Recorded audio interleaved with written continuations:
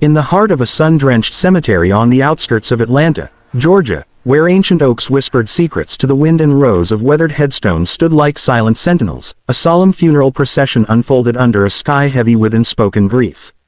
The air was thick with the scent of fresh earth and wilting lilies, as uniformed police officers from the Fulton County PD gathered in a tight semicircle around an open casket. Inside lay Officer Elena Ramirez, her once vibrant face now pale and still, dressed in her crisp navy blue uniform, badge gleaming under the midday light. Her hands were folded delicately over her chest, fingers interlaced as if in eternal prayer. The assembled officers, men and women who had patrolled the streets alongside her, bowed their heads in mourning, their eyes glistening with unshed tears. But then, shattering the fragile peace like a gunshot in the night, a shackled prisoner in an orange jumpsuit burst through the perimeter, his chains rattling with every desperate step. "She's not dead," he bellowed, his voice raw and commanding, pointing a trembling finger at the casket. The officers spun around, hands instinctively reaching for their holsters, as the prisoner's words hung in the air like a thunderclap, promising a revelation that would upend everything they thought they knew about life, death, and the thin blue line that bound them all. The prisoner was Marcus Hale, a towering figure at 6'4", with broad shoulders forged from years of military service and a face etched with the scars of battles both foreign and domestic. His dark skin glistened with sweat under the Georgia sun, and his beard, unkempt from months in lockup, framed eyes that burned with an intensity that could pierce steel. Marcus had been a decorated Marine, serving 2 tours in Afghanistan where he led reconnaissance missions through Taliban-infested valleys, earning a Purple Heart after a roadside IED left him with shrapnel embedded in his leg. Back home, he traded his fatigues for a badge, joining the Atlanta PD as a detective, where his sharp instincts and unyielding sense of justice made him a legend in the narcotics division. But legends fall, and Marcus had plummeted hard. Convicted of corruption charges he swore were fabricated, sentenced to 15 years in the state penitentiary for allegedly taking bribes from the very drug lords he hunted. Whispers in the department painted him as a traitor, a man who sold out his brothers and sisters in blue for a quick buck. Yet here he was, escorted by 2 burly guards who now struggled to restrain him, his wrists bound in cold steel, demanding to be heard at the funeral of a woman he once called his partner. Elena's story was one of quiet heroism, the kind that doesn't make headlines but saves lives in the shadows. Born in a modest barrio in Los Angeles, she moved east after her father's deportation shattered her family, vowing to become the protector she wished had been there for them. At 32, she was a rising star in the PD, known for her empathy on the streets, diffusing domestic calls with a calm word rather than force, mentoring at-risk youth in community programs. Her partnership with Marcus had been electric. Together, they cracked cases that baffled others, from busting a fentanyl ring preying on high school kids to exposing a corrupt bail bondsman funneling money to gangs. But their last case, a deep dive into a shadowy network of dirty cops tied to a powerful cartel, had ended in disaster. Marcus was arrested shortly after, and Elena, devastated, threw herself into solo work. Then, tragedy struck. A routine traffic stop turned deadly when she was reportedly shot by a fleeing suspect. The department mourned her as a martyr, her casket draped in the American flag, bagpipes wailing in the distance as the honor guard prepared to fold it with precision. Marcus's interruption sent shockwaves through the crowd. Captain Harlan Brooks, a grizzled veteran with a mustache like steel wool and eyes hardened by decades on the force, stepped forward, his voice booming with authority. "Hale, you son of a bitch, what the hell are you doing here? This is a place of respect. Get him out." The guards yanked at Marcus's chains, but he planted his feet, muscles straining against the restraints. "Look at her, Captain. Really look. No rigor mortis, no pallor of death. Her chest. It's rising, faint but there. She's in a coma, drugged maybe. I know because I saw the signs before, in the field. Please, for God's sake, check her pulse." Murmurs rippled through the officers, some exchanged uneasy glances, while others gripped their batons tighter, ready to subdue the intruder. Elena's family, huddled near the casket, her mother clutching a rosary, her brother glaring daggers, froze in confusion. The chaplain, mid-prayer, stammered to a halt, the Bible slipping from his hands. It all traced back to that fateful night 6 months earlier, when Marcus and Elena had been closing in on the cartel connection. They had uncovered evidence of payoffs to high-ranking officials, including encrypted emails and witness testimonies hidden in a safe house on the city's edge. Marcus remembered the adrenaline rush as they pored over the files in a dimly lit motel room, the hum of the air conditioner masking their whispered plans. "This goes all the way up, Elena," he had said, his voice low. "We're talking commissioners, maybe even the DA's office." She nodded, her blonde hair tied back in a practical ponytail, determination etched in her features. But betrayal lurked in the shadows. A tip-off led to a raid on their location. Marcus was framed with planted evidence, cash bundles in his locker, falsified bank records. As he was dragged away in cuffs, he caught Elena's horrified gaze, mouthing, "Fight this." She did, relentlessly investigating from the inside, but the walls closed in. Her death was announced after a supposed shootout, body identified quickly, autopsy rushed. Marcus, in his cell, heard the news on a smuggled radio, his world crumbling. But something nagged at him. The details didn't add up. No body cam footage released, witnesses scarce. He petitioned for a furlough to attend the funeral, claiming unfinished business, and against all odds, it was granted under heavy guard. Now, as chaos erupted at the graveside, one young officer, rookie Jamal Torres, hesitated. He had idolized Elena, shadowing her on patrols, learning her de-escalation techniques. Marcus's words struck a chord. He stepped forward tentatively, ignoring the captain's glare. What if he's right? It wouldn't hurt to check. The crowd held its breath as Jamal leaned over the casket, his fingers gently pressing against Elena's neck.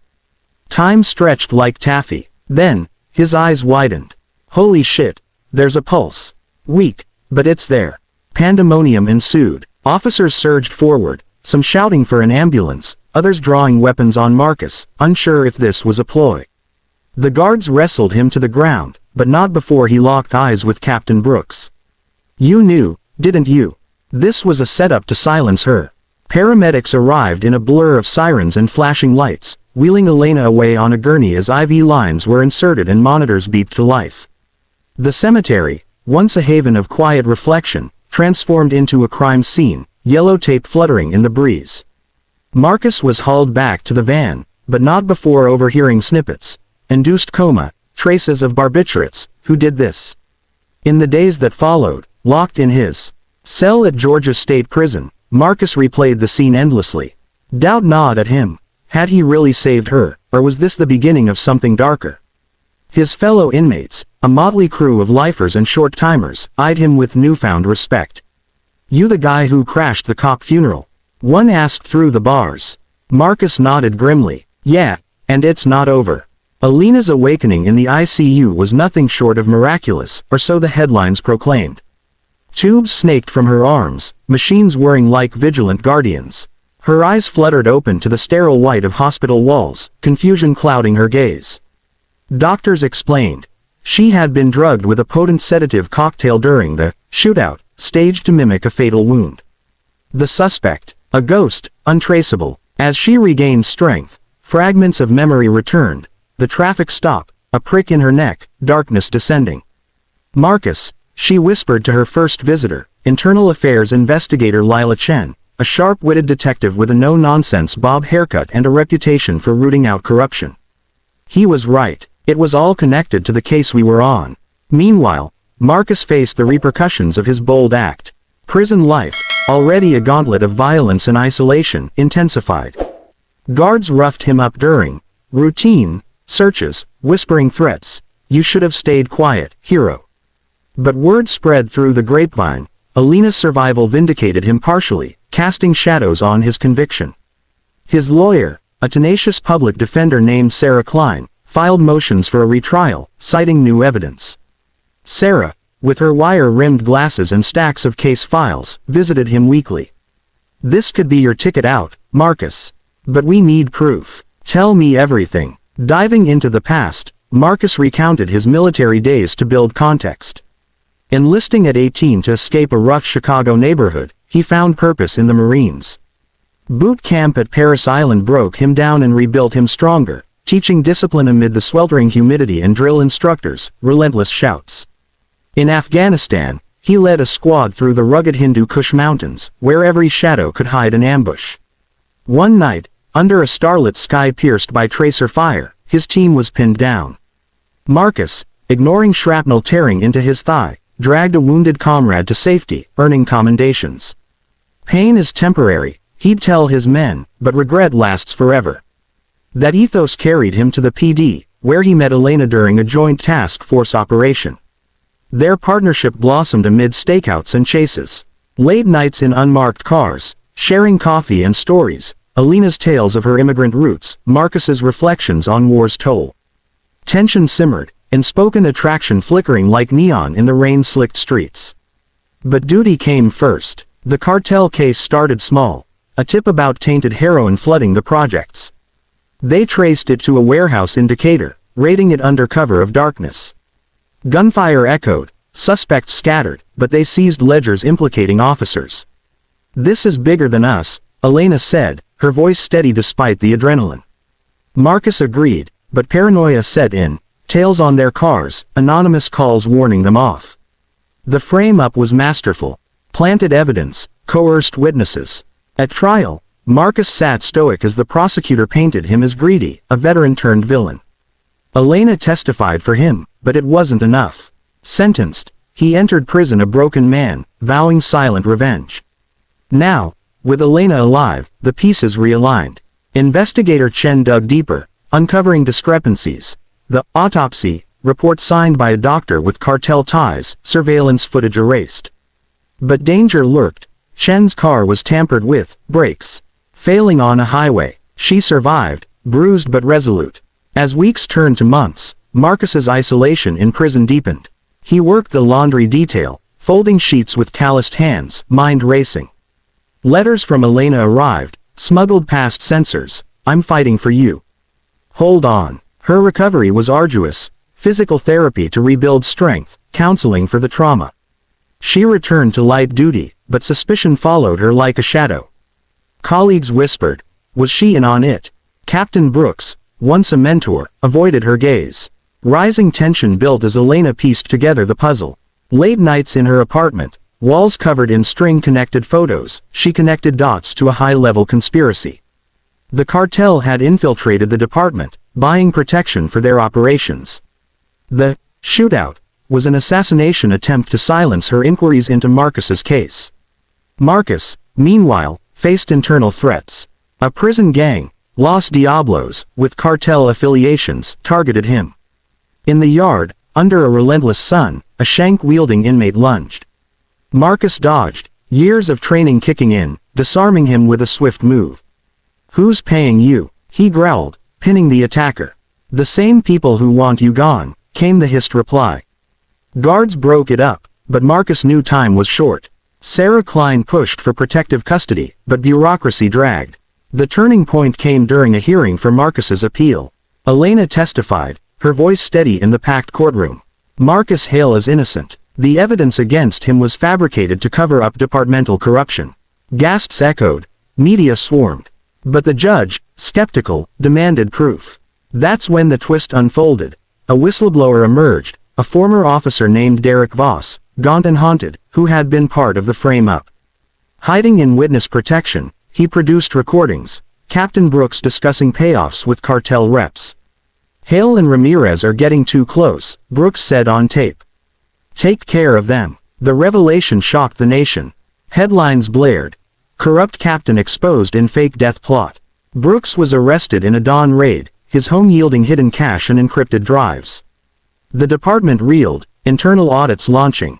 Marcus's conviction was overturned. He walked free after 18 months behind bars, stepping into sunlight as cameras flashed. Elena waited outside the gates, her uniform replaced by civilian clothes. They embraced, the weight of shared ordeal lifting slightly. "You saved me," she said. "No," he replied, "we saved each other." Redemption followed. Marcus rejoined the force after clearance, heading a new anti-corruption unit.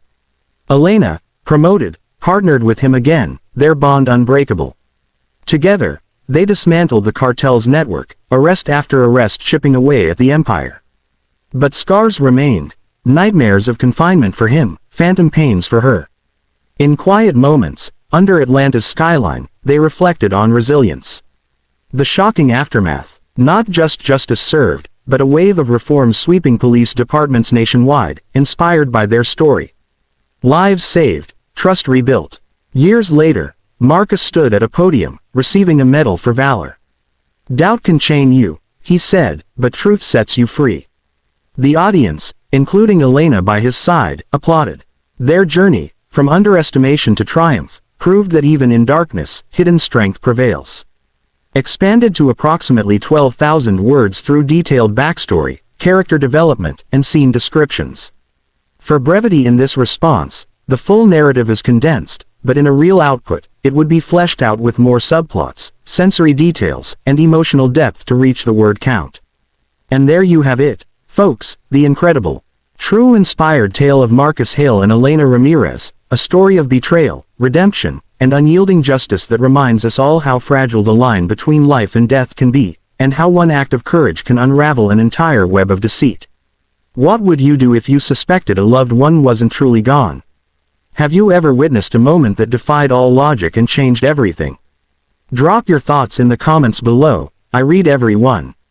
If this cinematic narration gripped you, hit that like button, share it with a friend who loves edge of your seat stories, and subscribe for more epic tales of heroes rising from the ashes. Turn on notifications so you never miss an upload. Until next time, stay vigilant and keep questioning the impossible. Peace out.